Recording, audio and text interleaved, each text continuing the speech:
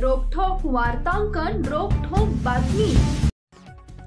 बाप्पा सर्वांच्याच इच्छा पूर्ण करतो असं मानलं जातं। त्यामुळे महाराष्ट्रात नव्हे तर जगभरात गणेशोत्सव मोठ्या उत्साहात साजरा केला जातो। उपमुख्यमंत्री अजित पवार यांनी आज भल्या पहाटे पुण्यातील श्रीमंत दगडूशेठ हलवाई गणपतीची पूजा व अभिषेक केली।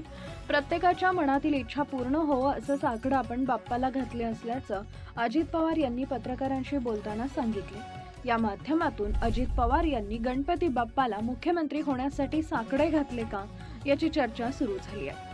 मुख्यमंत्री होण्यासाठी बाप्पाला साकडे घातले का असा प्रश्न उपमुख्यमंत्री अजित पवार यांना पत्रकारांनी विचारला होता।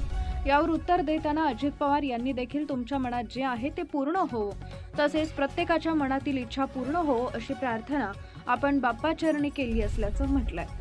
पुण्यातील श्रीमंत दगडूशेठ हलवाई गणपती मंदिरातील गणेशाची पूजा व अभिषेक अजित पवार यांनी आज सकाळी केला। यानंतर प्रसार माध्यमांशी संवाद साधताना ते बोलत होते।